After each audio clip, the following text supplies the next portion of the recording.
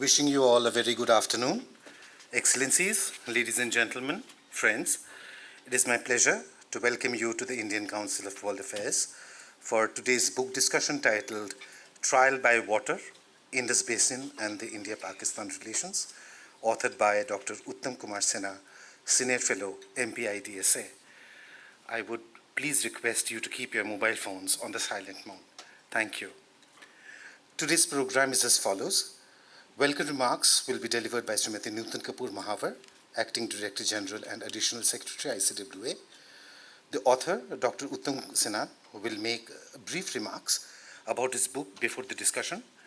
The discussion will be chaired by Ambassador TCA Raghavan, former High Commissioner to Pakistan and Singapore, having eminent discussions.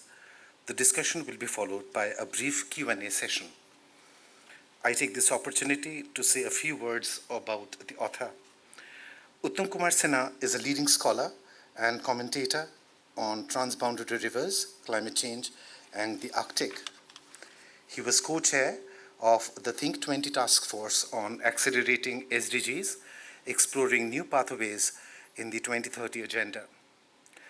During India's G20 presidency, after a brief stint in the print media and a doctoral degree from JNU, he joined the MP-IDSA in 2001, where he coordinates the Non-Traditional Security Center and is the managing editor of Strategic Analyses published by Routledge, the Institute's flagship journal.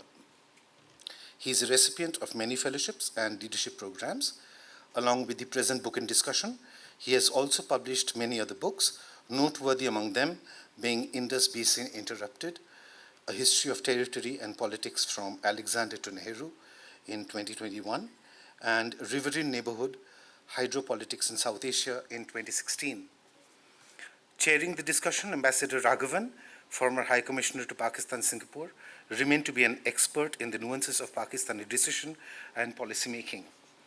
Dr. Shalini Chawla, Distinguished Fellow, Center for Aerospace, Power and Strategic Studies, publishing 4 books on the various strategic aspects of Pakistan, remain one of the eminent scholars in Pakistan in the country.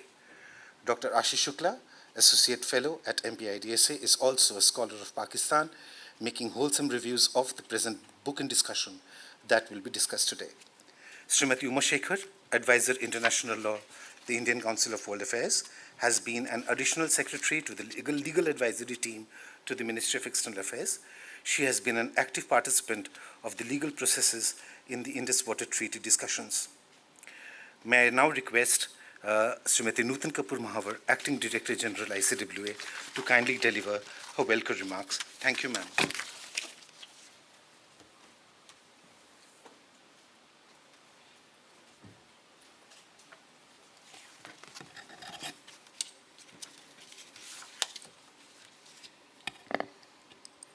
Ambassador Raghavan, distinguished experts, members of the Diplomatic Corps, students and friends. Welcome to the book discussion on Trial by Water, Indus Basin and India-Pakistan Relations by Dr. Uttam Kumar Sinha. A few weeks ago, some of you may recall, ICWA had organized a seminar on river water sharing and agreements in South Asia, which included the case study of Pakistan and the Indus Water Treaty, discussions on which were chaired by Ambassador Satish Chandra, former High Commissioner of India to Pakistan and Deputy National Security Advisor, who has also been quoted in Uttam's book, which we are going to discuss today.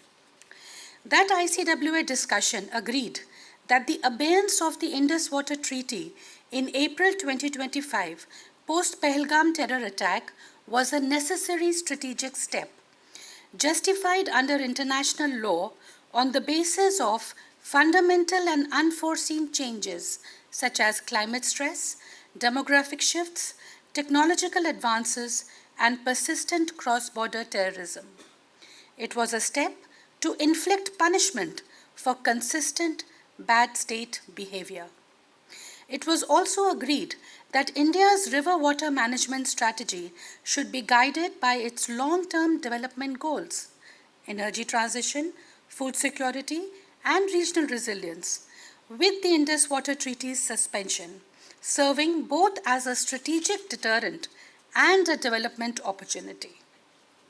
Further, it was emphasized that India must prioritize optimizing its entitlements by enhancing developmental activity, including hydropower and irrigation projects on the western rivers, enhancing storage infrastructure, expanding irrigation networks in Jammu and Kashmir, and constructing new canals. Friends, the Indus Water Treaty has been widely acknowledged to be unbalanced and unfair to India. Recalling the time of its negotiation and conclusion in 1960, the author states, and I quote, "The Indus Water Treaty, far from resembling a matrimonial union politically, resembled a divorce settlement characterized by conflicting claims from the partition and a pervasive atmosphere of mistrust." Unquote. The author further states that the government of the day in India wanted water to flow to Pakistan and that it did not see the sharing of the Indus and its tributaries as a political issue. Parliamentary debates post-signature of the treaty show that the government of India received criticism for its stance from across the spectrum. The treaty was labeled by some as a second partition, while others were shocked by the financial obligations India had taken upon itself as part of the deal, as the book states.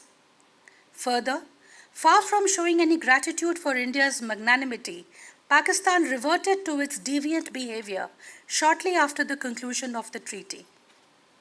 The Indian government's posture, therefore, fails to result in any goodwill with either the government or the people of Pakistan, who continue to be brought up till this day on Pakistan's false narrative of their water vulnerability in face of a perpetually scheming India bent on denying their due.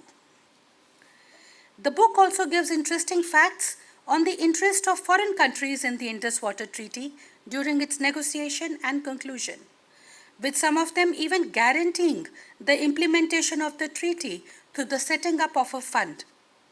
The author states, and I quote, "The treaty's international flavor was unmistakable, with the world's most powerful nations watching in amazement that the two countries could actually reach an agreement, and brimming with excitement about the prospects it promised." Unquote.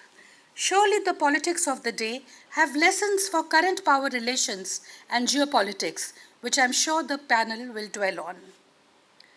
There have been comments in the media and within the Indian strategic community on the meaning of India's call for abeyance and what next. The book, towards the end in the epilogue, presumes that India might be seeking renegotiation of the treaty, which it sees as long overdue. Experts on India's relations with Pakistan would recall that calls to abrogate the Indus Water Treaty are not new. Such calls were made, for instance, post-terror attack of 2001 on the Indian Parliament and Operation Parrikar. The book too states that post-Parliament terror attack of 2001, there were calls to revisit the treaty. More recently, we are aware, India served notice twice to Pakistan to modify the one-sided treaty in 2023 and 2024, which, however, fell on deaf ears.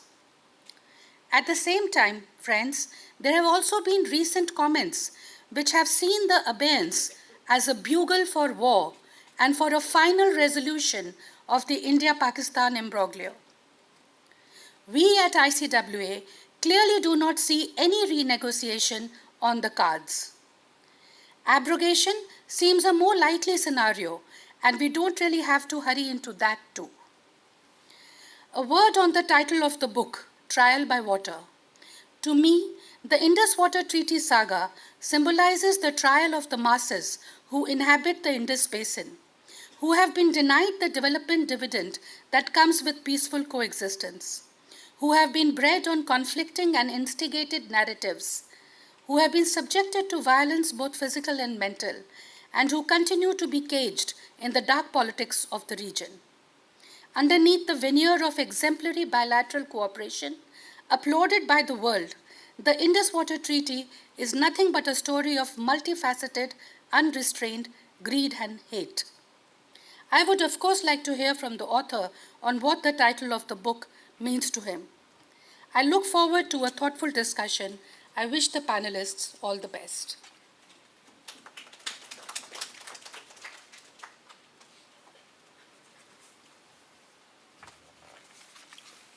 Thank you, ma'am. I would now request the author to deliver his remarks. Thank you, Dr. Sinha.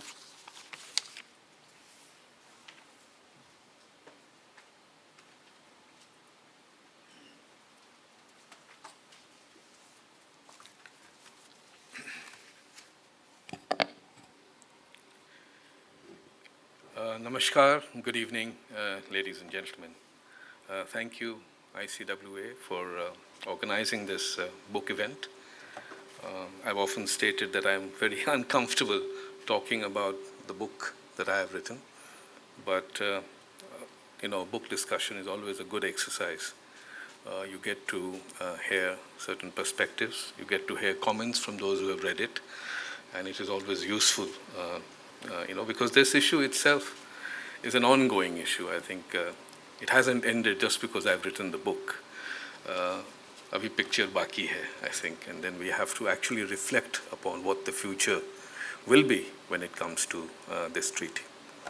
30 years ago, when I was in JNU, in the School of International Studies, a friend of mine gave me a book, a play written by John Osborne. It was called Look Back in Anger. And this particular lady met me 30 years later, having picked up my book, and she asked me that, do you look back at the treaty with anger? I think we have the benefit of hindsight, and we tend to look at the treaty as being unfair to India. And I think we've seen this narrative being built. And having studied the treaty in detail, having examined the actors who participated in the long-drawn negotiation that happened from 1952 onwards till the treaty was signed in 1960, I have come to a fair conclusion that it was not an unfair treaty. I think politically we might have various interpretations of that, but from a technical perspective and from an engineering perspective, and because the engineers were involved in the treaty process, in the negotiation process, they did protect the interest of India by protecting the interest on the eastern rivers. Again, the benefit of hindsight. We today talk so much about the western rivers that flow from Kashmir to Pakistan. But in those time, in the 50s, and given the partition that happened in 1947, Punjab was critical.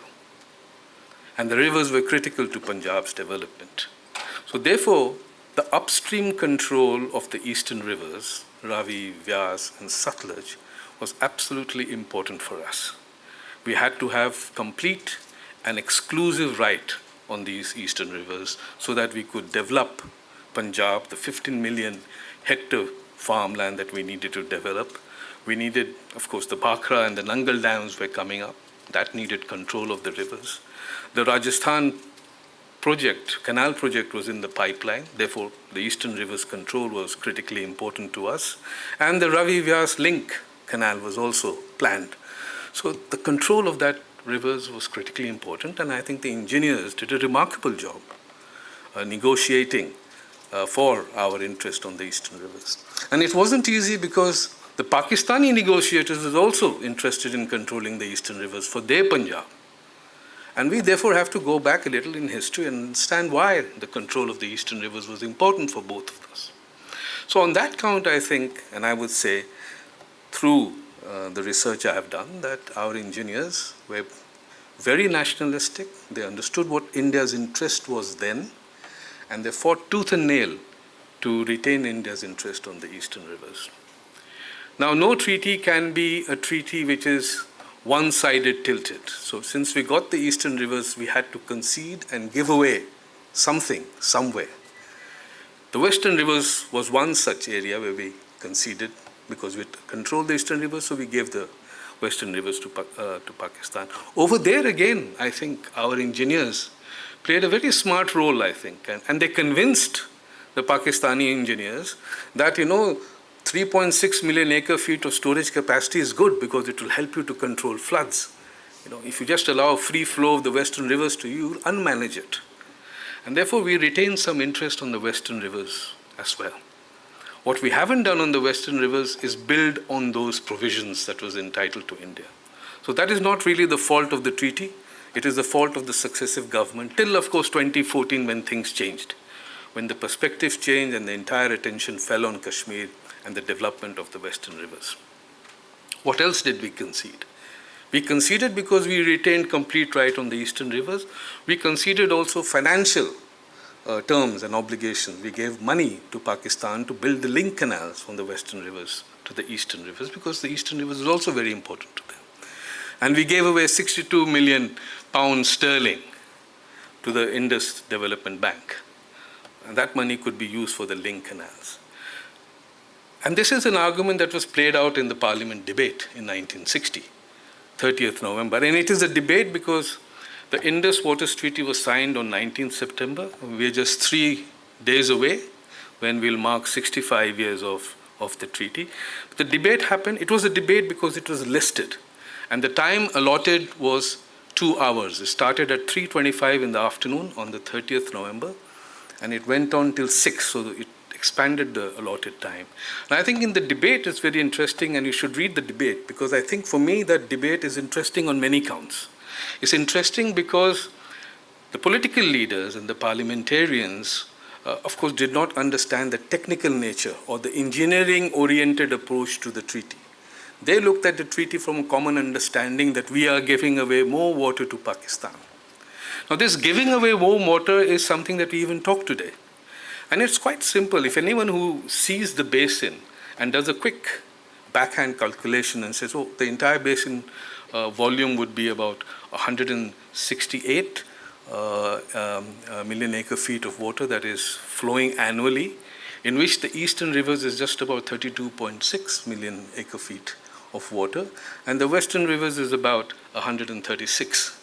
So if you look at 32 and 136, it's a very simple logic that we have given away more water to Pakistan. But this is where we fail to read, the treaty's nitty-gritty. The treaty was not determined by volume.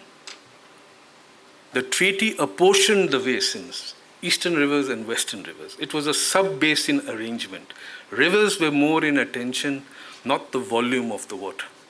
And for us at that point of time, the eastern rivers was very critically important. And therefore that debate becomes very interesting because all these questions are raised.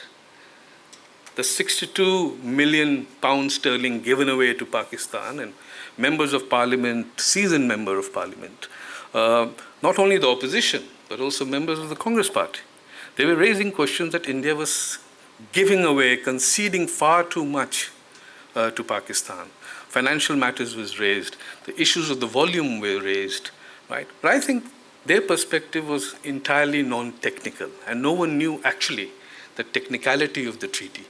Therefore, for us, it is important to look at the treaty, read it carefully, and see what are the provisions and what are the restrictions of this treaty. And I think when it comes to the provisions, India has done what it could on the eastern rivers.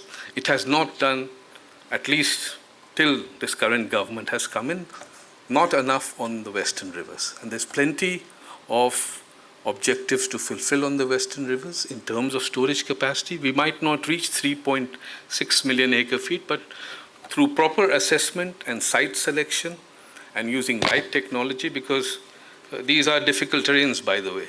So I think the engineers were quite clear that at that point of time, the western rivers didn't really matter to us because we didn't have the technology, the wherewithal, the financial ability to build those dams on the western rivers.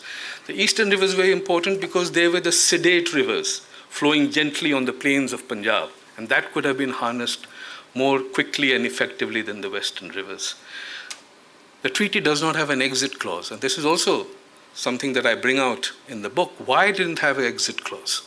I mean, ideally speaking, a treaty should be revised after 10 years, 20 years, 30 years, whatever. But this has no exit clause because the engineers knew that the political equation between India and Pakistan would never be normal.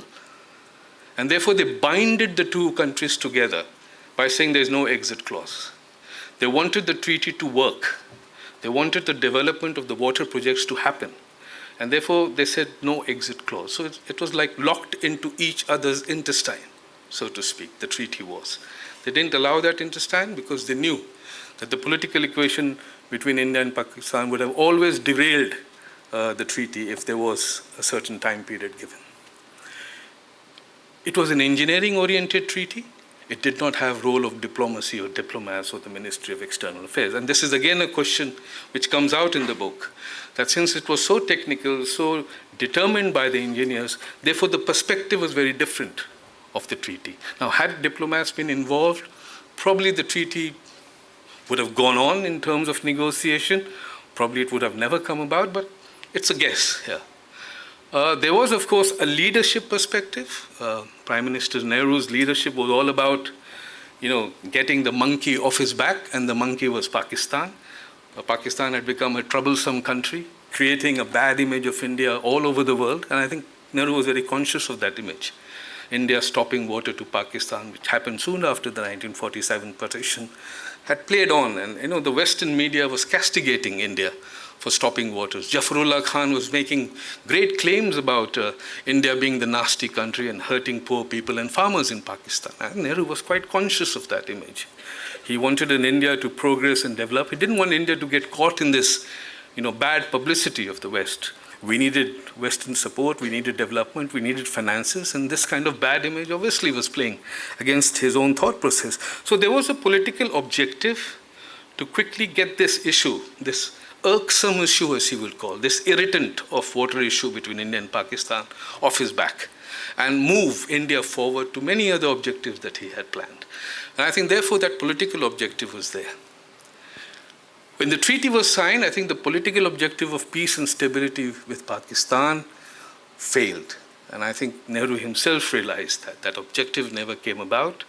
Ayub, soon after the treaty was signed, before the ink was dried, he was claiming for Kashmir, and he made a good, quick link between Kashmir and the Kashmir rivers, which he called the Western rivers. He said, if the Western rivers are given to us, in a certain sense, Kashmir also belongs to us. And this kind of narrative agenda, you'll find in the book, was quietly supported by the US administration also. Eisenhower, a week before the treaty was signed, called it a bright spot in a larger international relation which was not very good. And he also talked about, if the treaty is signed, he makes a statement to the media, maybe the Kashmir will be resolved. So I think there was a Western approach. There was certainly the Cold War geopolitics playing into India and Pakistan negotiating and getting a treaty done. The engineers, of course, valued the Western modernity and engineering ability, and that is why David Lilienthal, when he came to India and met Nehru and walked with him in the lawns of Teen Murti, Lilienthal convinced Nehru about this great plan of the Indus Basin and how technology and modern engineering can uplift the whole water resource, and water resource was linked to development. I think it was attractive, and Nehru was clearly impressed by, tentatively impressed. He knew the Americans were not the best of the people when it came to coming into the subcontinent, but I think he was impressed by the general approach to developing the Indus Basin. So I think Lilienthal and his writings, and then Black and the World Bank financing the treaty because they were the third party, all added to the atmosphere of the 1950. So the lesson I draw from the book, and as a researcher, and I will end here, is that history is important, right? But history has to be studied objectively, not with a sense of prejudice here. We have to acknowledge history's incoherence. There's no one narrative of history. And it's important to understand that many of the development of the 1950s were a product of the circumstances then, were a product of the situation. The context is very important. The context then, as the book tells us, was eventually to sign the treaty, but not to concede too much and protect our interest on the Eastern River. The context today is very different. Thank you very much.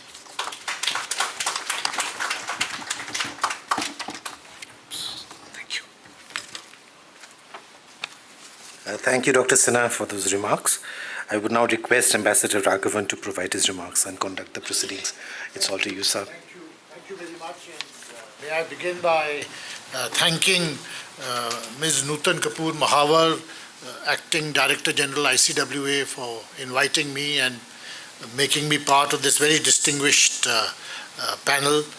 Dr. Uttam Sinha has written this excellent book, and it, much like his earlier work, it opens up a number of fields for further inquiry, and it's good to have such a knowledgeable panel consisting of Dr. Shalini Chawla, who's a well-known Pakistan expert and writes and contributes a great deal to our analysis of developments in Pakistan.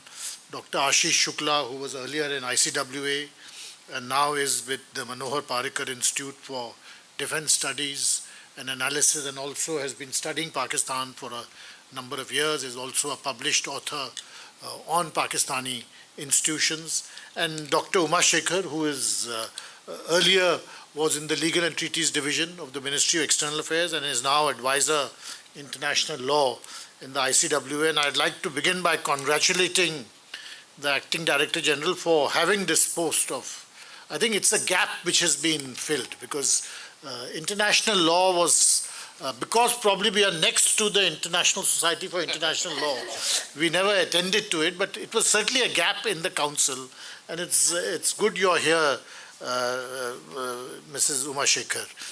Now, I'll just take a few minutes to provide some context, because I do want to hear what each of these experts have to say about the treaty and about the book. But I'd reiterate that it is an excellent book and it merits being read closely to understand something which dominates our current discourses and narratives. Now, it is of course true that the discussions about the Indus Waters Treaty are very often, not always, but very often, more about the state of the India-Pakistan relationship than about the treaty ourselves. And much of the criticism of the treaty in terms of whether it is fair or unfair or too generous or whether it is outdated actually stem from our numerous frustrations out of the state of the India-Pakistan relationship. And the fact that despite so many initiatives, we have not been able to move that relationship to a better place. And this is something I think reflects, this really colors all the discussions about the treaty. Dr. Sinha is absolutely right that if you take even a cursory glance at the treaty, you realize immediately that it has been drafted by engineers for engineers.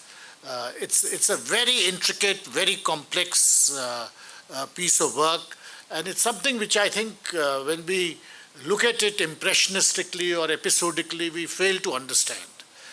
This point about whether the treaty gave too much water, gave away too much water to Pakistan. Now that question, of course, in the current situation of floods is somewhat absurd, because we are not hearing too much about not one drop of water going down the Indus, because the idea is to send as much water as possible down to the Arabian Sea.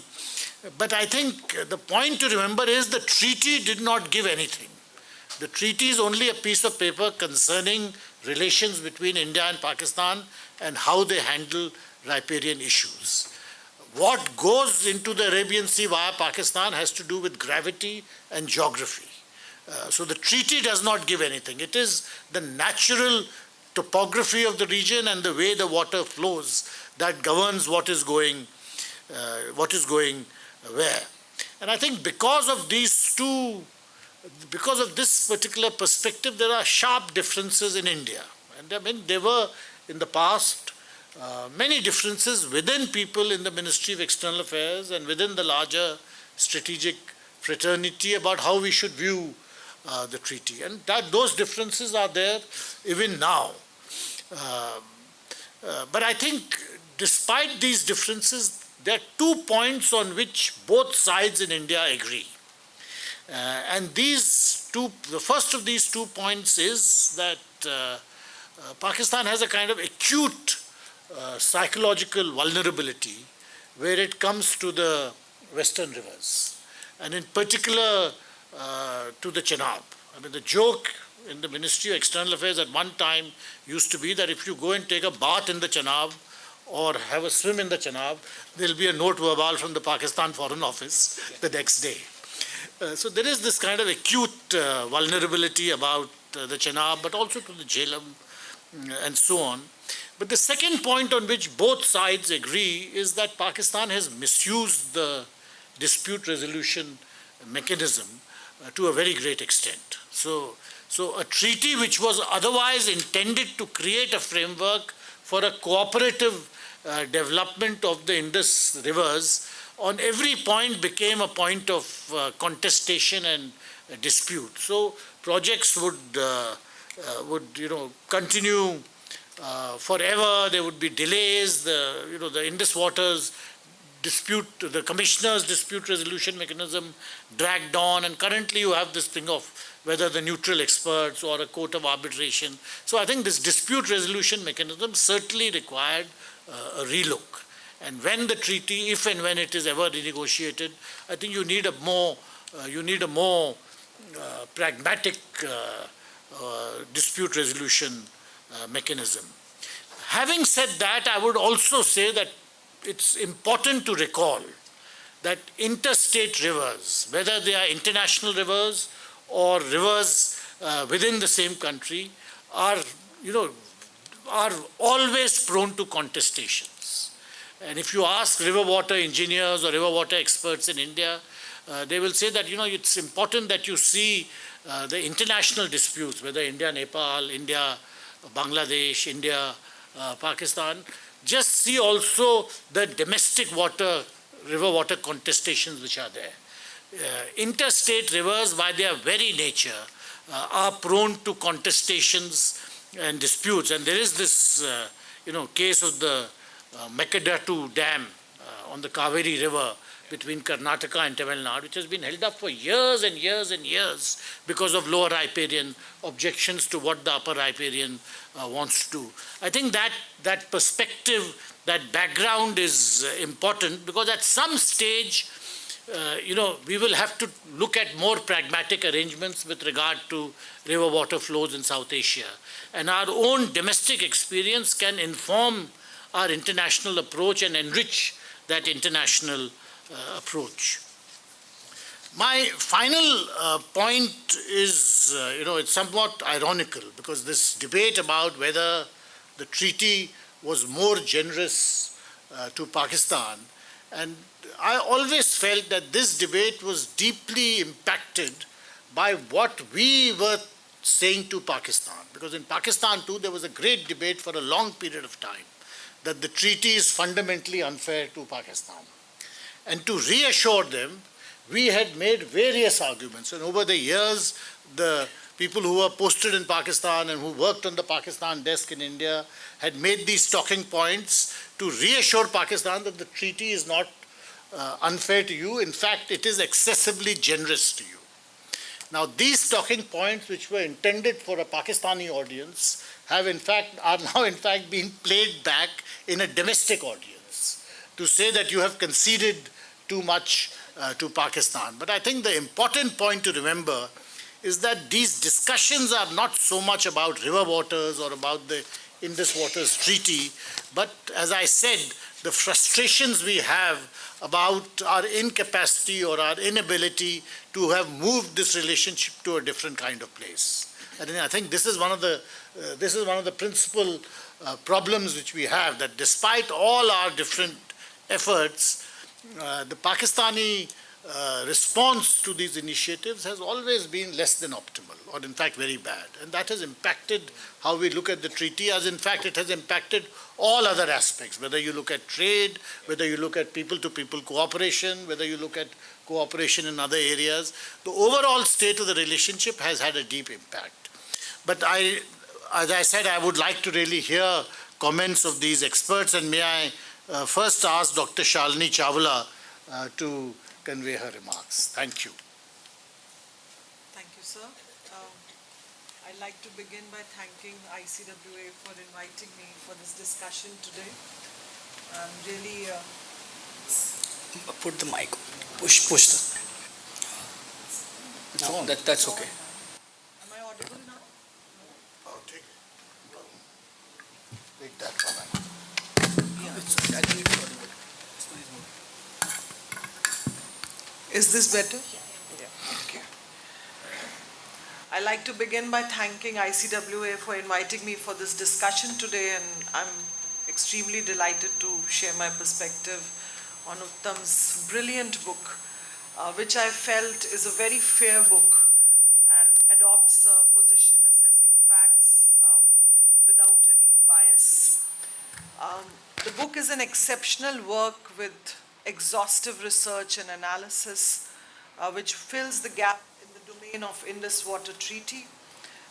It offers a comprehensive examination of complex relationship between India and Pakistan, which Ambassador Raghavan has highlighted, but the relationship with the lens of Indus Water Treaty, and we being in this field for like more than 2 decades now, we've normally assessed Pakistan's from military positioning, its strategic options that it has exercised, but for the first time, I think we've ever seen the relationship being examined from this dimension.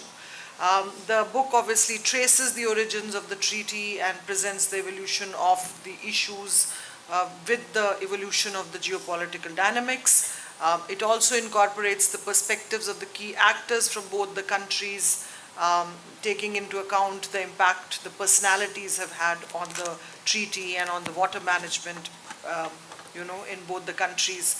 I'm sure some of you have read this book and you would agree with me that the book has fascinating anecdotes, historical details, and a couple of them I will mention here because some of them might be known, but some of them are not known in the public domain. Like it says that Pakistan often engaged US engineering firms paying a premium fees and sometimes sidestepping the World Bank mediation on water issues. Now Pakistan is trying to manage perceptions in the US from the beginning. We see a very exaggerated version right now when Pakistan was trying to, crack the crypto deal in the middle of the crisis with the lobbying funds, which it pays close to about $600,000 a month to do that. Second, that the Gwadar port was actually first extended to India in 1956, but Nehru was advised to turn it down, and the decision was criticized as a strategic mistake.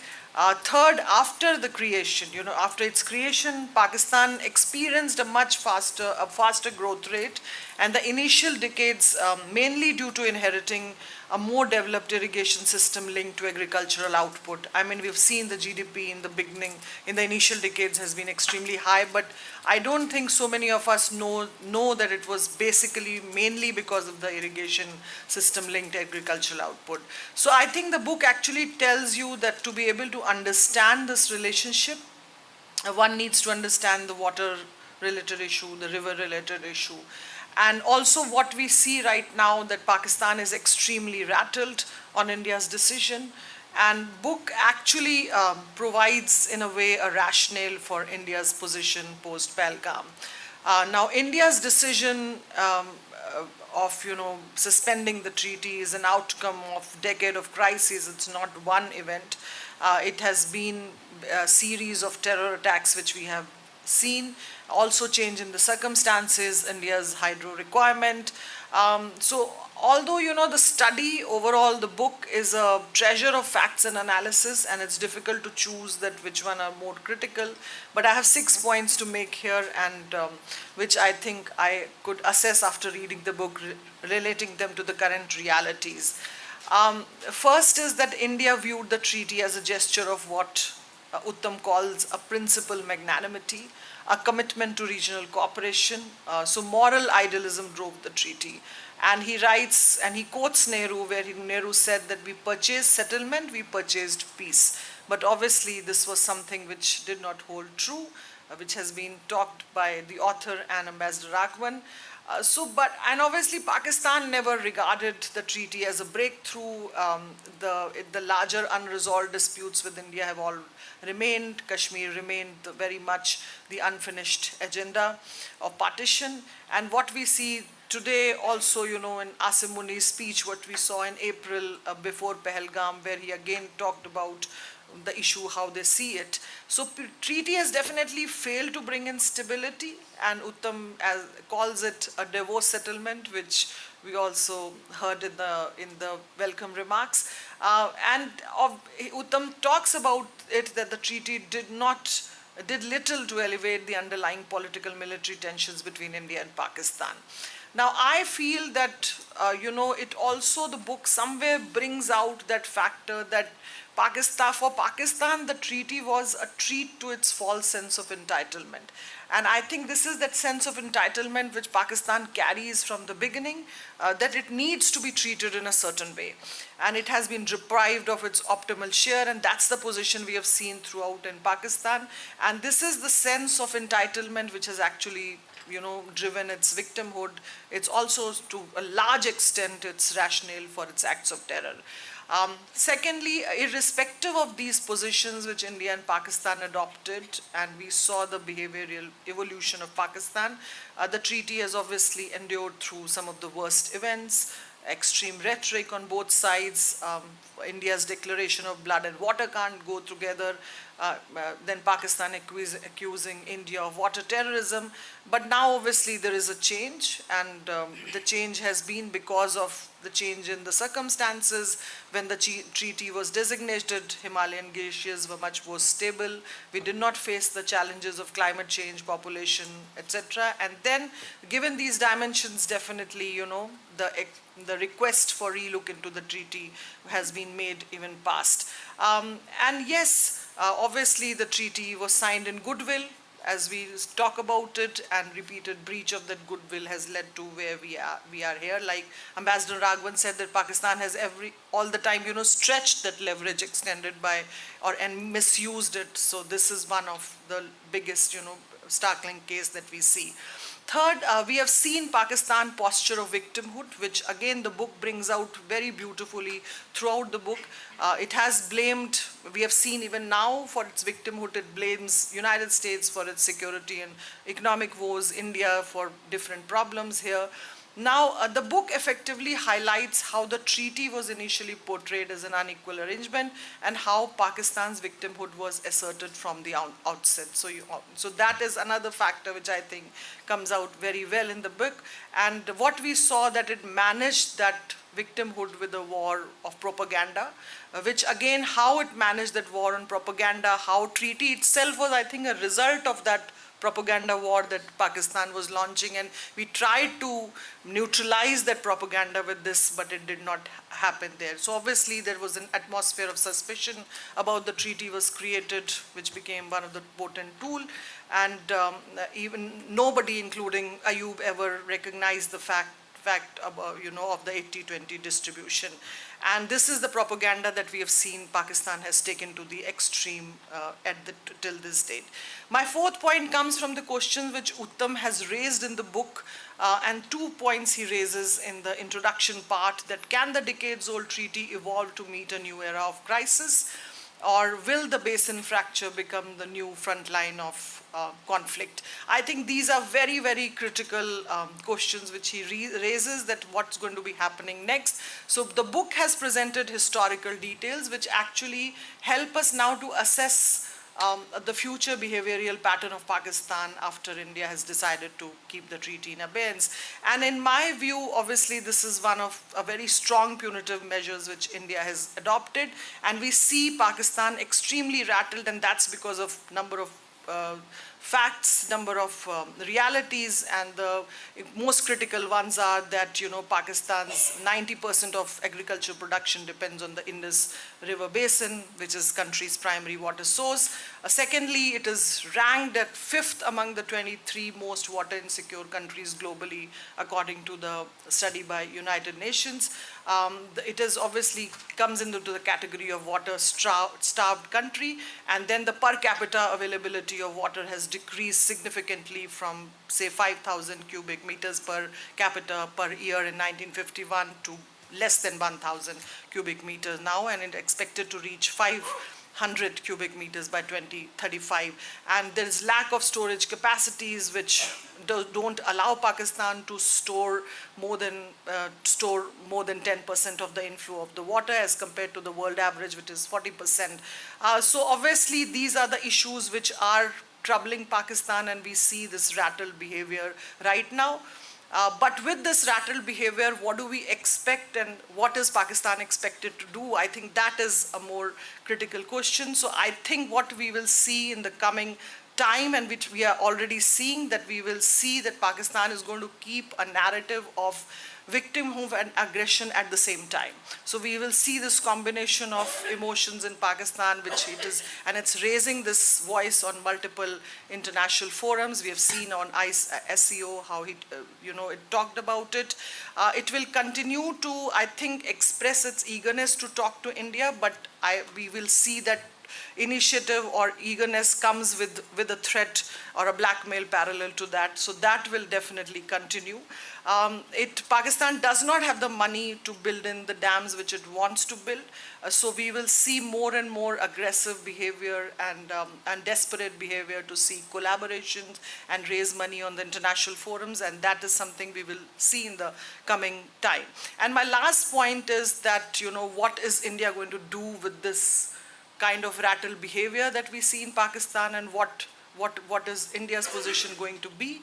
Uttam has stated in his book that while Nehru viewed the treaty as a gesture of principal magnanimity, a promise of regional cooperation, and Modi has over time come to see it as an instrument of strategic intent. I think he describes it very well. And he talks about it that this is the difference between the two leaders has been because of the generational shift. I'll just add to it, Uttam, and I say it's also a circumstantial shift. It's also a position shift of India. India is in a much different position right now to be able to take this position. What India is going to be doing is, I think, was highlighted very well in PM Modi's 29 July speech in Lok Sabha, which he made, where he talked about the fact that how more water projects can be there for India to benefit the farmers of Punjab, Haryana, and also about the fact that how desilting was never an option with India because it had to take permission of Pakistan before doing that, and that is something which India can use to increase the operational capacity of the hydroelectric projects. So I think India definitely two parts, strategically we have taken it as a punitive measure. The objective of this decision is to kind of seek some kind of behavioral change in Pakistan in terms of its strategic calculus. I think that's going to be a big challenge.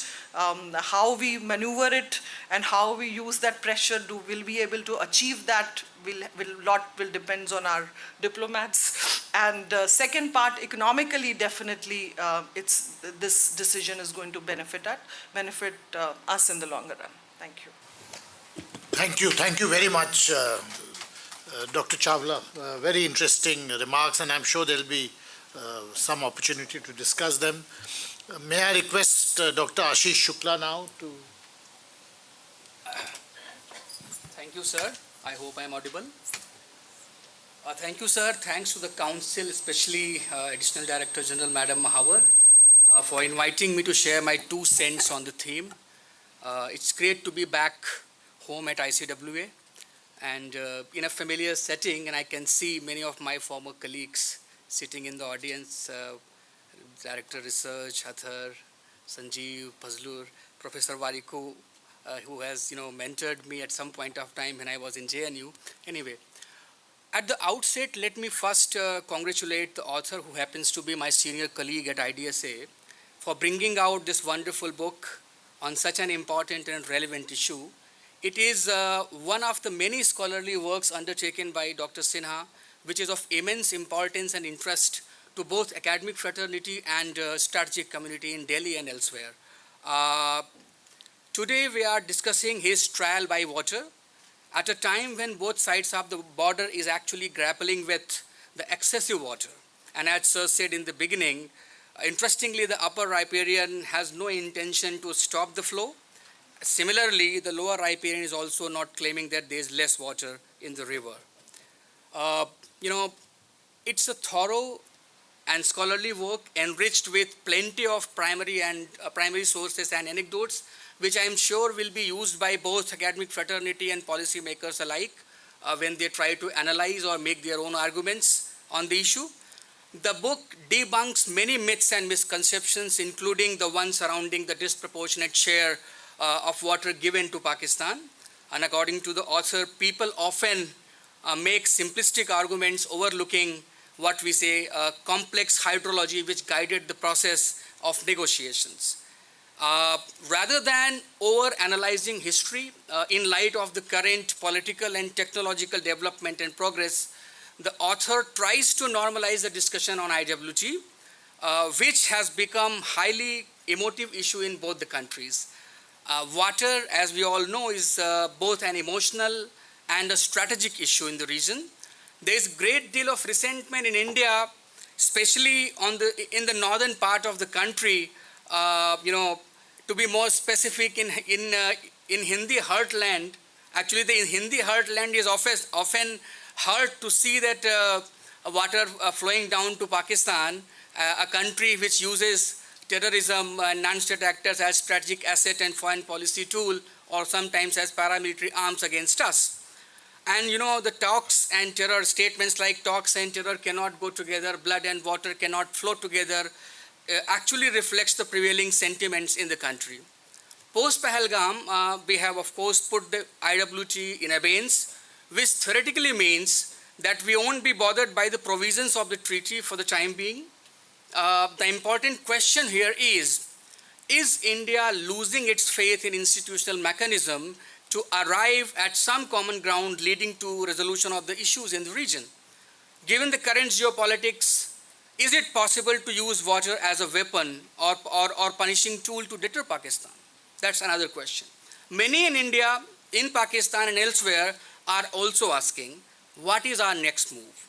Are we looking at building new infrastructure on the western rivers?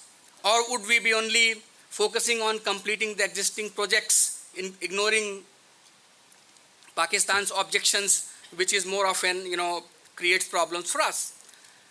The propaganda narrative I would like to talk about a bit. Propaganda narrative across the border is woven around what we say, India being an existential threat to Pakistan. Pakistan has always played the victim card to get their people mobilized at home and attract international attention to portray India in a bad light. Earlier, some of the religious zealots and terrorists, including Hafiz Saeed, used to incite people by saying कि ये जो पानी आ रहा है ना भारत से, ये किसी काम का नहीं है, क्योंकि भारतीयों ने बिजली तो पहले ही निकाल ली है. And these days, they say that India is out there to stop every drop of water flowing down to Pakistan. It appears that water discourse in the region is being securitized, which to me as a scholar, as a student of international relations and South Asian studies is not a good omen at all. Both sides need to do the reality check. And here I would like to refer to Ambassador Raghavan. I think he said it at IIC a couple of weeks ago and today also, that treaty doesn't give anything to Pakistan. And to quote the author, my senior colleague at IDSA, the question of giving away water to Pakistan appears to be less about the merit of the treaty and more about emotional rhetoric. Dr. Sinha has aptly underlined that many in Pakistan were highly dissatisfied with the outcome of the treaty, outcome of the negotiation. And when Ayub agreed to sign the agreement, there were many in Pakistan who said that Ayub is not doing the right thing to sign the treaty, right? Pakistan, in fact, during the negotiation wanted 70% of water from the eastern rivers, which fed its canal system in Punjab, and they knew that water flowing in the western rivers were to come to them due to the gravity and gradient factors. So there was no doubt about it. Now, long before the IWT negotiations actually began, Radcliffe, as chairman of the Punjab Boundary Commission, explored the possibility of a joint venture governing certain irrigation networks between the two countries. However, both Congress and Muslim League, were opposed to any such possibility. Jinnah even stated that he would rather have Pakistan turn into a desert than have its field water due to courtesy or mercy of Hindus. So that was the kind of statement Jinnah made. During the negotiation process, if you see, Ayub Khan once conveyed to Eugene Black, the World Bank president, that people have told me very plainly that if they have to die through thirst and hunger, they would prefer to die in the battle, and they expected me to give them that chance. That's Ayub Khan telling World Bank president. Now fast forward to 2025, look at what Asim Munir is saying. Asim Munir told the overseas Pakistanis recently that Indus water is not India's property, and we will wait for India to build a dam.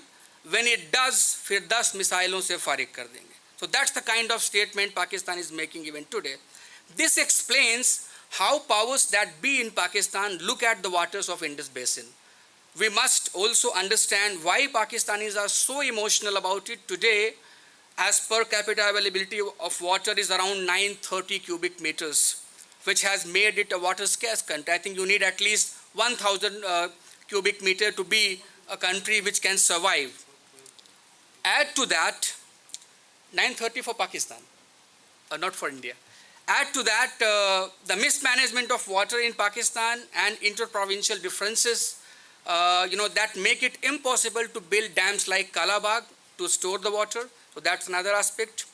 India, on its part, made several attempts to purchase, or what we say, negotiate peace with Pakistan through a variety of means and mechanisms. IWT is one such attempt. As Dr. Sinha writes, it will not be off the mark to say that treaty was an agreement of disagreement at worst, and at best a confidence-building measure. Page 59. This is something the book clearly brings out. The problem which we now have is that India's attempt to negotiate or purchase peace has not succeeded. So that's the real problem. And on the style of the book, you don't need to be an expert of the subject to make sense of the comments and arguments presented in the book. Even a layman will find it an interesting read because of the lucid style adopted by the author to convey his thoughts on the theme. Besides the scholarly approach, sometimes I also assess a book on Pakistan whether it makes me smile or not. Or to be specific, if I laugh a lot reading the book, I term it a good book on Pakistan. So the book doesn't disappoint me on this count also, and I would like to refer to two, three events. Eugene Black, in his response to B.K. Nehru's indirect accusations, say, I have been called everything on earth. I have been called the murderer. I have even been called a socialist, but never before have I been called a blackmailer. Actually, B.K. Nehru was saying that India is being blackmailed to give more money to Pakistan to link the canals in Punjab. Second incident, page 64. Second incident, is there when Maharaja Hari Singh refused to meet Mountbatten on the pretext of a colic attack. And later Mountbatten termed it a diplomatic colic. Page 121. Another moment comes when the author discusses the fate of Viceroy's horse-drawn buggy being decided with the flip of the coin. Jiska side aayega wo le jayega buggy. Page 122. Now, as I can understand the time is running out for me, I would like to say that such a wonderful book needs to break all the barriers to reach the wider audience. And if Penguin guys are here, so they must think of allowing the book to be translated into other languages, especially at least in Hindi, so that people in North India can actually know what the reality is. With that, I think I'll stop. Thank you very much. Thank you, Council, again, for inviting me. Thank you, Dr. Shukla. Thank you. May I now request Srimati Uma Sekhar to deliver her remarks. Thank you. Thank you very much, sir. Well, a lot is said and very well narrated about the author's book in a very wonderful manner. Left nothing to say. But let me congratulate you, the way you navigated the whole journey of this Indus Water Treaty. It was so fascinating, like a novel. Even the facts also you have reflected in such a manner. But congratulations to you. Sir, you have already done much of my job as far as Indus Water Treaty and its applications are concerned. Before that, let me just acknowledge and thank my colleague Nutan for bringing this international discourse into this ICWA platform. One point we all agree that this treaty is uniquely structured. You say it is engineer's job, someone else say it is, one-sided, and others say, politically it's a failure. But see, whatever may be the geopolitical scenario, whatever may be the tension out of which the treaty arose, this is a treaty. This is part of international law, a binding treaty to begin with. Let me proceed in that way, because my job is not to criticize what happened in the past. I don't have the luxury like the scholars have done that. But within the Government of India system, my job is to interpret the treaty as it existing. So ever since, say, in 2005, I think I joined along with my senior colleagues to work on this Indus Water Treaty. The first and foremost that attracted all of us is the preamble. The preamble is the basic structure, the intent and objective of the parties who entered into this treaty. The crux of the whole treaty is just structured in the preamble. Let me just, I don't want to miss a single sentence also. The treaty clearly highlights that both parties have equally decided the attainment of the most complete and satisfactory utilization of the waters of the Indus system of rivers, and have recognized the need of fixing and delimiting in a spirit of goodwill and friendship the rights and obligations of each in relation to the other concerning use of these waters. What a beautifully structured preamble. As a student of law, I must appreciate this. So, the fulfillment of development of waters of this Indus system and for the optimum utilization, for the achievement of which the treaty created mechanisms. The commission was given ample powers, discretion to interpret, to discuss, to interpret, to come to an understanding. That is the basic premise on which the pioneers of the treaty proceeded. You have to look into this objective of the treaty along with the other annexes. Nothing should be read in isolation. Nothing should be read in isolation. And this fact was thoroughly reiterated by the Baglihar expert, first time when the treaty was interpreted. He made it very clear. The integrity, the sanctity, the predictability of the treaty should flow from the preamble and then annexes. You cannot read Annex D in isolation. He gave an alert message to the treaty partners. And that was the time, of course, I will come to that when it comes to the details of the Baglihar. He also took note of the other issues, what we have been grappling and we have been arguing, we are making statements. Way back in 2005, the Baglihar expert said, look, 20 years down the line, you negotiated this treaty. The art of state practice, the scientific knowledge, even the guidelines adopted by the ICOL, the technical experts guidelines about the hydrographical projects and all that, is totally different. You cannot stuck here. You have to move ahead. You have to move ahead. But our treaty partner said that when the outcome of the Baglihar determination comes, he misinterpreted, he messed up the treaty. Very unfortunate. So, throughout on that premise, they proceeded Pakistan proceeded. Whenever I'm taking some development project, fully in accordance with Annex D, or other storage projects in accordance with Annex E, Pakistan raises the right of objection. The record shows that almost more than 52 projects they have objected out of 71, if I correctly remember. So there's never ending. And then, that means in spite of the cooperation, why I read the preamble is that, as you all are aware, India is committed to its obligations, whether it is a multilateral treaty or bilateral treaty, and we followed it in its spirit and letter. But unfortunately, that was not demonstrated from the other side. Otherwise, I do not fault the treaty as such. As he rightly pointed out, the engineers has taken note of all the pros and cons. Yes, it is unique, unlike the other water sharing treaties where there is a mechanism. Because engineers dominated in framing the treaty, they have not contemplated perhaps the mechanism to review mechanism, and so that the changing developments we can take note, but that was not there. But that doesn't mean the treaty is totally a faulted one. It is a matter of interpretation. You have an obligation under the preamble.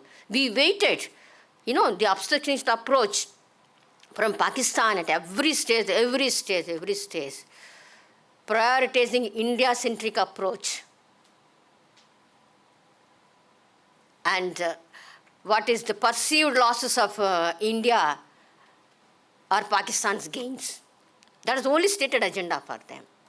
But what needs to be done the treaty was very thoroughly interpreted by the Baglihar expert in accordance with the principles of international law. He interpreted Article 31, 32, and he said, well, even if I get into the principles of interpretation of international law, the Vienna Convention law of the treaties, I do not see what India is doing on Baglihar, gateway spill and other Ponde's issues, very much in accordance with the treaty. That was not palatable to our partner. The other issue is, while we were navigating through the treaty, and then the issues raised by the other side is the supply of data. What needs to be supplied under Article 6.2 or 7.2? Under 7.2, as a matter of right, every second day, the commission receives, the Indian commissioner receives some objection or the other. What are you doing here? What are you doing there? So that was the time we were asked to examine.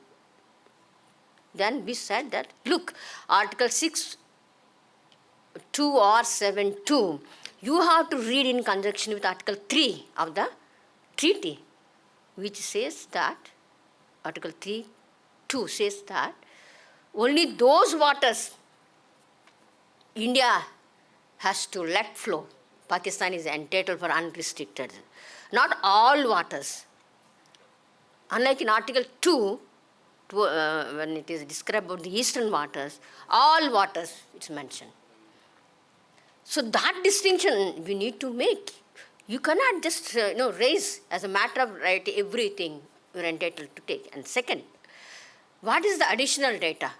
When I am doing for my irrigation purposes and in the permissible waters, there also you want the information. You cannot again raise it as a matter of right. When I have information, I will share. But you cannot adopt this obstructionist approach. But it went on. And then the issue of Kishan Ganga. And very well narrated by the author what happened in Kishan Ganga. Again, and I'm not getting into the details, technical details of the objections raised by Pakistan. I think many of you are aware. Otherwise, if the discussion starts, it is never ending. Then the discussions are happening about, it is a straightforward project, Kishan Ganga.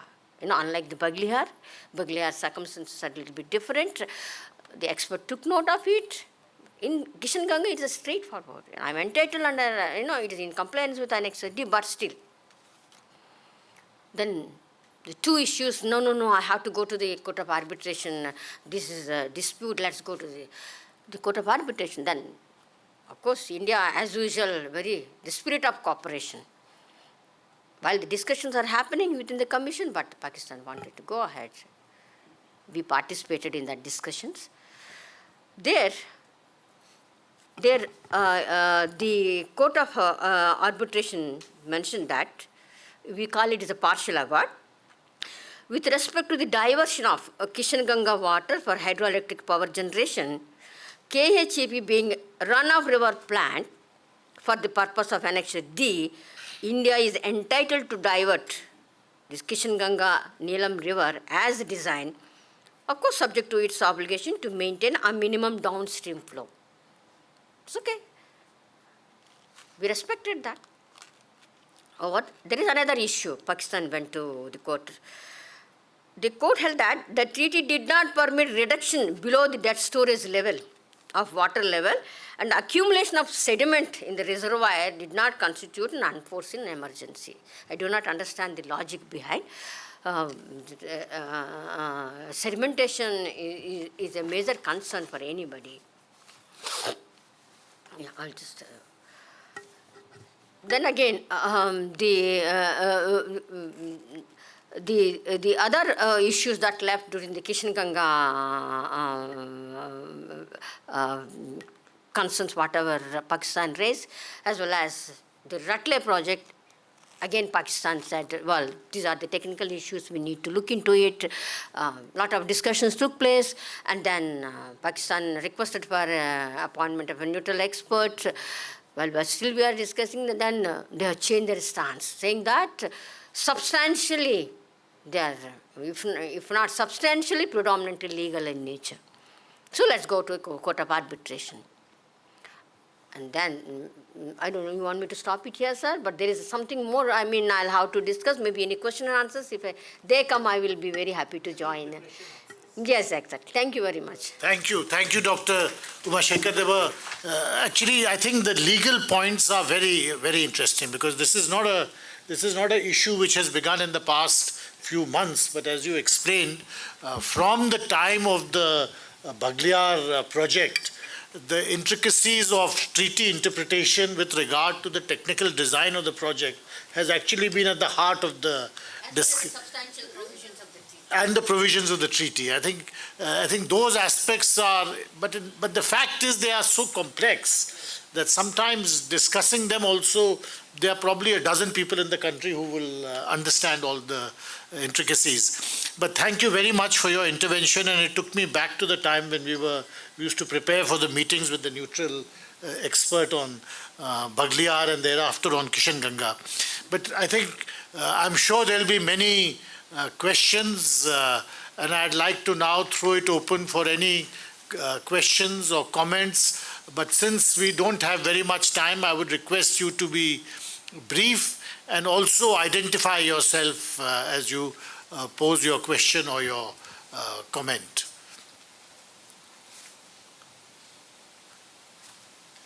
Well, while people decide on the questions, may I ask, also exercise my prerogative and ask the first question to Dr. Sinha, but also to Umar Sekhar ji, that when we look at the treaty, the dispute resolution mechanisms of, the neutral expert versus the court of arbitration, I think the problem, any neutral expert will tend to go with the latest available technologies in the design of the project. But this is something which Pakistan objects to.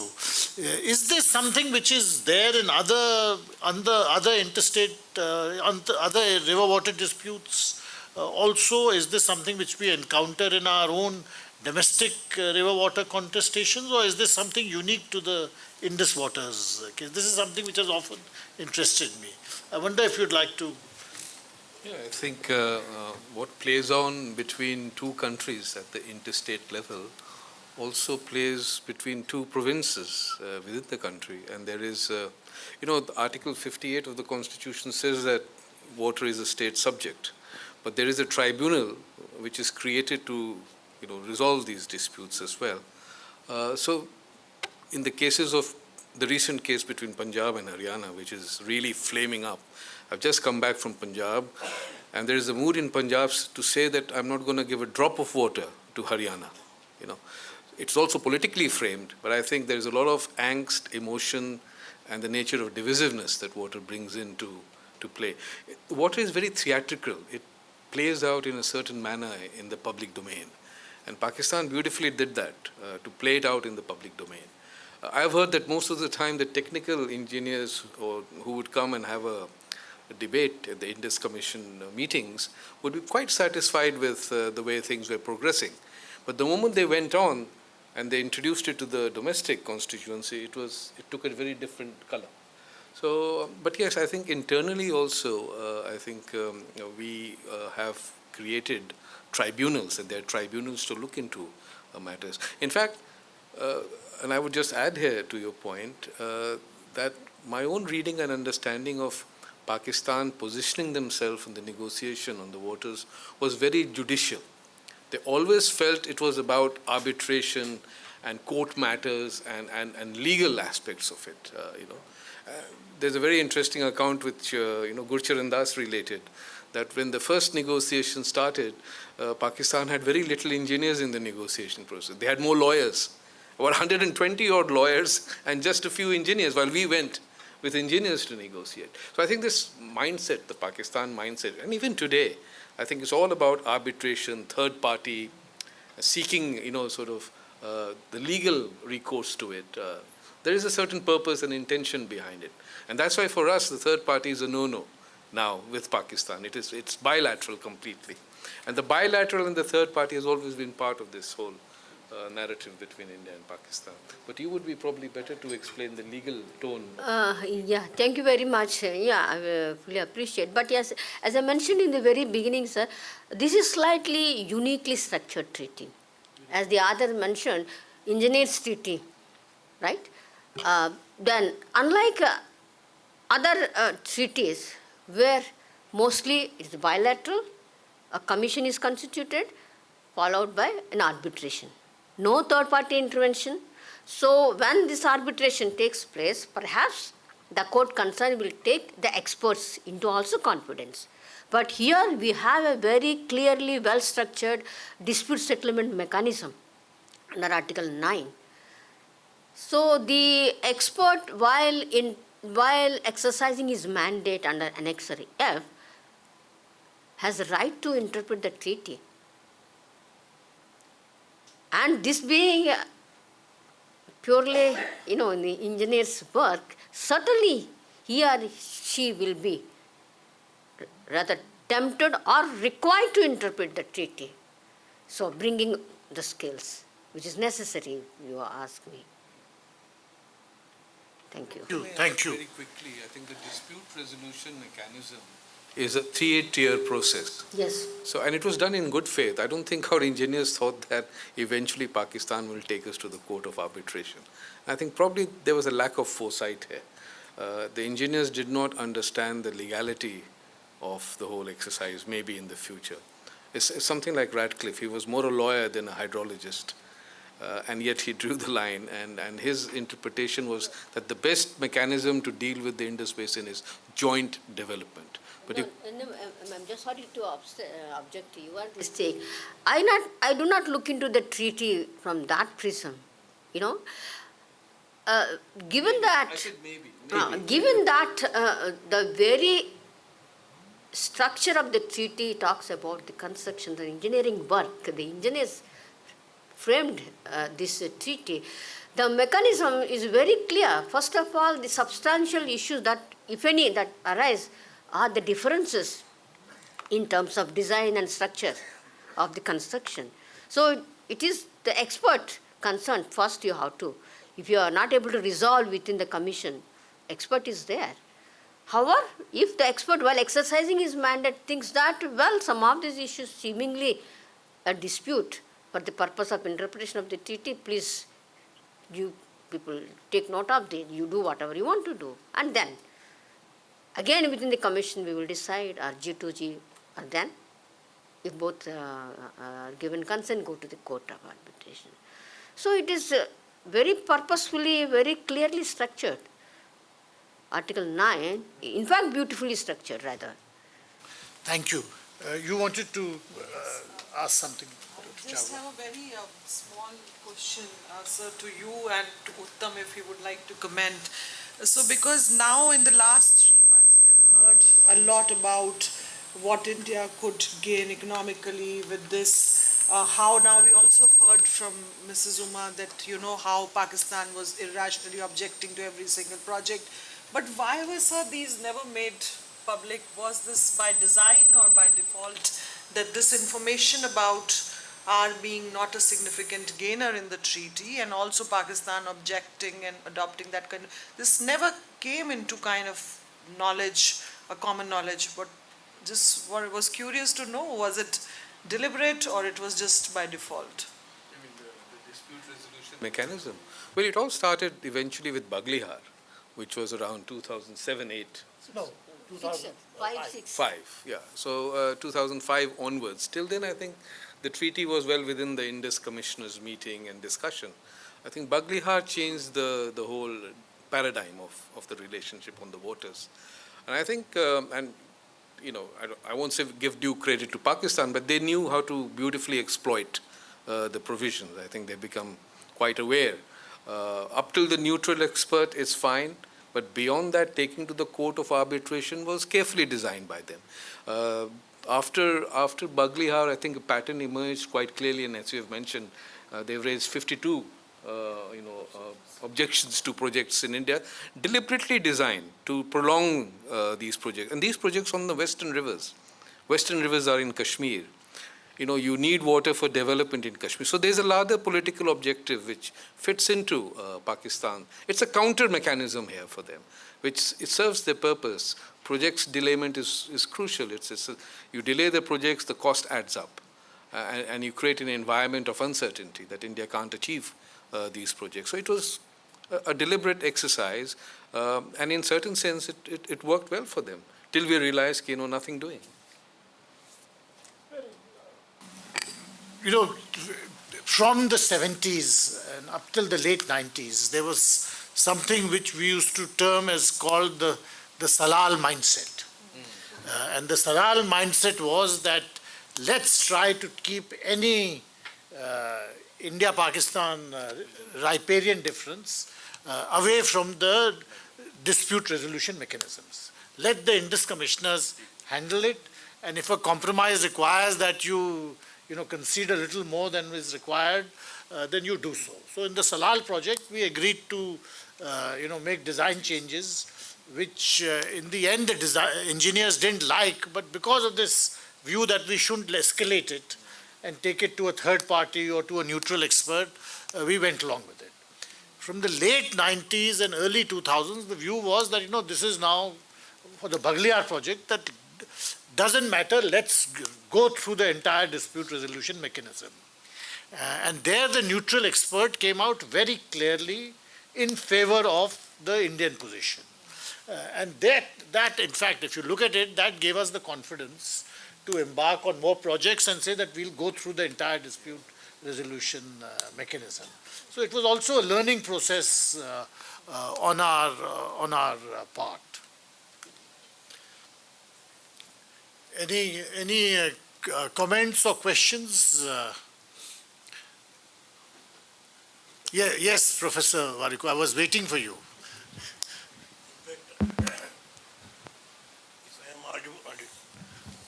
Hello. I recall I was in Kashmir in 1970s and till late 1986. So it was a common theme there, because they were whipping up anti-India after late 1970s. And this was a common theme that India has deprived us of our share of water. So it was, and I being in the office and I was working there, all my some colleagues would in fact poke me and, pinprick me as if I was representing India. So, but when I came here, it stuck in my deep mind, and in 2000 in the year 2000, there was a conference in Darjeeling, and I chose this theme, Indus Water Treaty.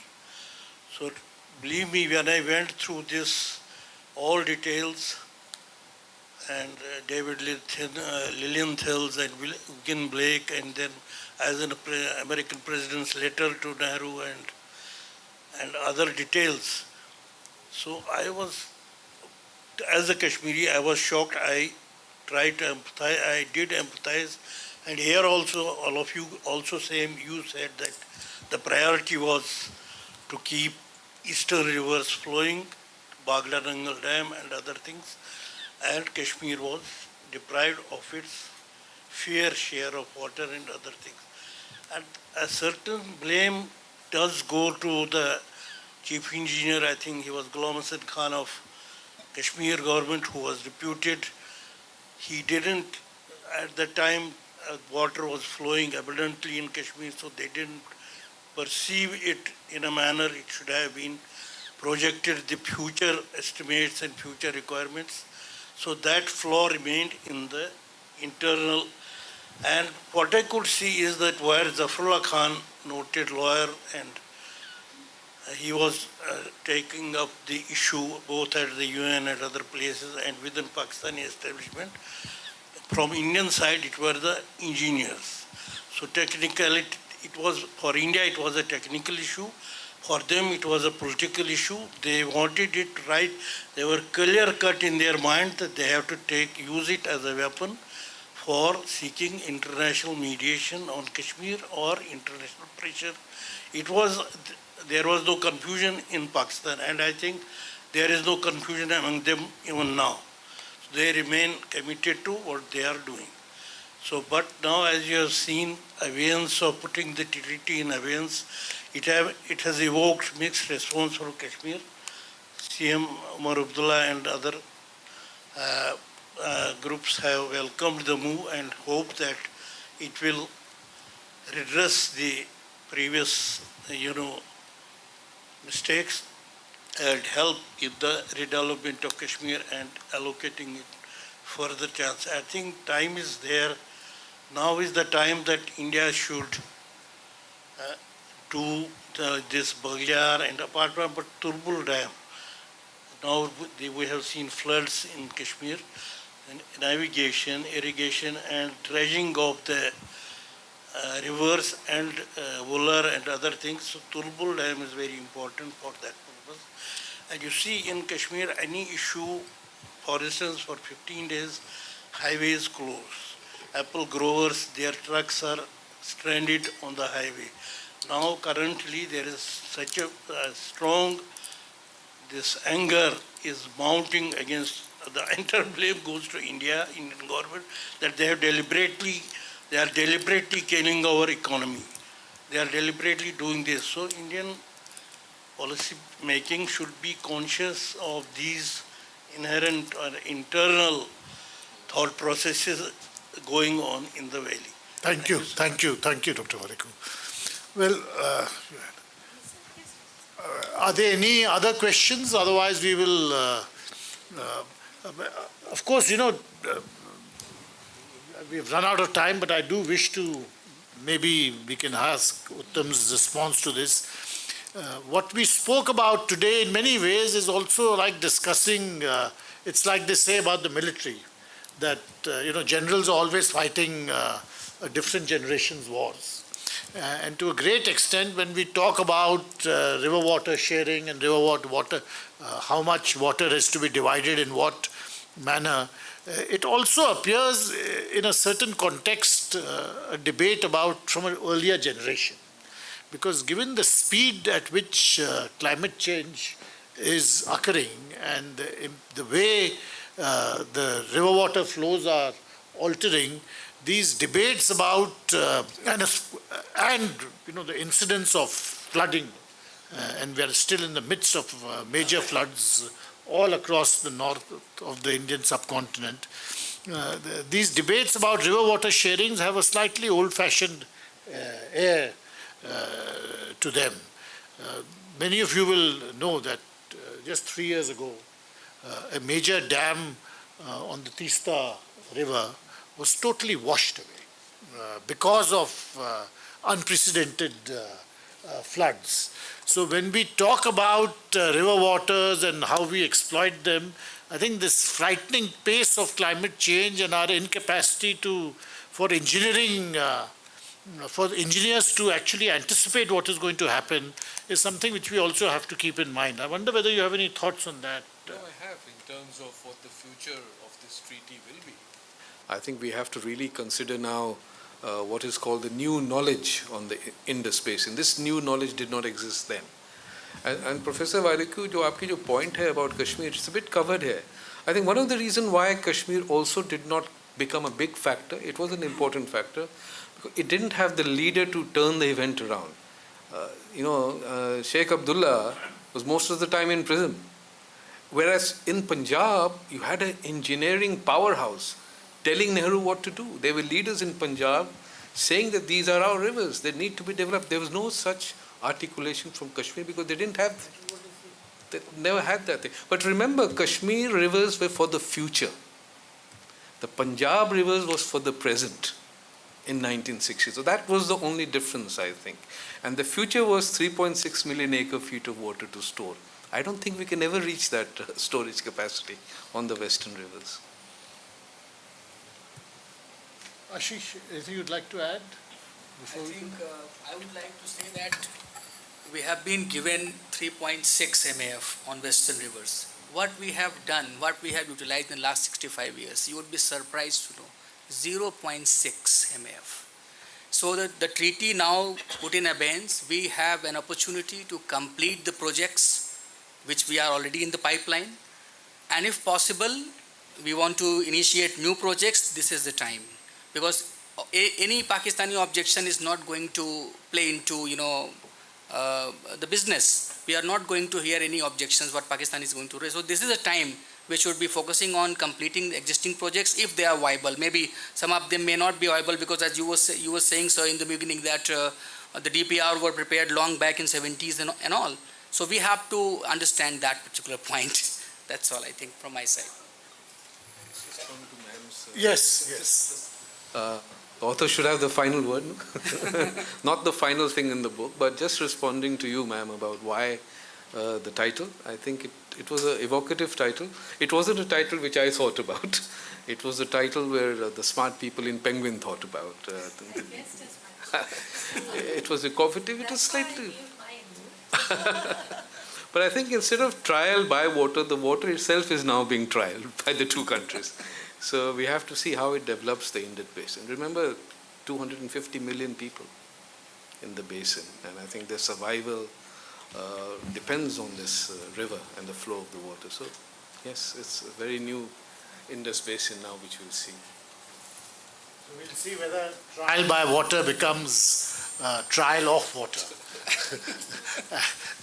Well, thank you very much, ladies and gentlemen, and may I, in conclusion, congratulate Dr. Sinha for his book, thank our panelists for the very, very interesting and enriching discussion, and most of all, thank ICWA for organizing it and inviting all of us. Thank you.